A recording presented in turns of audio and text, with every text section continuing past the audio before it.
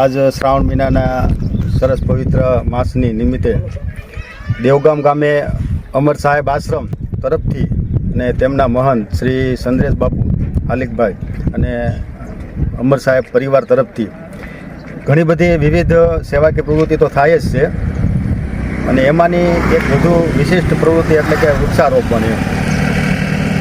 આજે ગામડાના ગ્રામ્ય ઉત્થાન માટે ખરેખર કામ કરનાર બહુ ઓછા લોકો છે. ગામડું છોડીને સતત બધાય સ્થળાંતર કરતા હોય એવા સમયમાં આજે ગામની અંદર અમર સાહેબ આશ્રમ તરફથી મનો કે અહીંયા કૂતરાને રોટલા હોય, કબૂતરાને સણ હોય, ગાયોને ઘાસચારો હોય, બાળકોનું શિક્ષણમાં ભજન હોય, એટલે આવી અનેક પ્રકારની પ્રવૃત્તિ તો આશ્રમ તરફથી થતી જ રહી છે. પણ એમાંની એક વિશેષ પ્રવૃત્તિ કે જે 5 તત્વને જે પ્રોત્સાહન આપતું હોય એવું કોઈ કાર્ય હોય તો પર્યાવરણ છે, વૃક્ષો છે.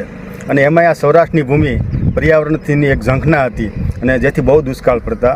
એનું મુખ્ય કારણ પર્યાવરણનો અભાવ હતો, એમાં કોઈ કુદરતનો કોઈ વાંક નહોતો. તો આજે એ જે વ્યવસ્થા ઊભી કરવાની હતી એ આજે એક સંતના સાનિધ્યમાં અને એક અમર સાહેબના પરિવાર તરફથી, એમાં સંદ્રેશ બાપુ તરફથી ખૂબ સરસ દર વર્ષે અત્યાર લગીમાં 6-7 હજાર વૃક્ષો એને વાવ્યા છે. વાવ્યા તો નહીં, એને પાણી પાવું, એની ડાળીનું કટિંગ કરવું, એની માવજત કરવી, જેમ બાળકને જેમ માણસ તાલીમ આપે અને યુવાન બનાવે એમ છોડને ખરેખર ખૂબ સુંદર રીતે આવું સરસ મજાનું કાર્ય કરી અને દેશી સ્કૂલના વૃક્ષો વાવી અને આવું ખૂબ સારું કાર્ય થતું હોય એટલે એ બદલ ખૂબ ખૂબ આભાર. જય ગુરુદેવ.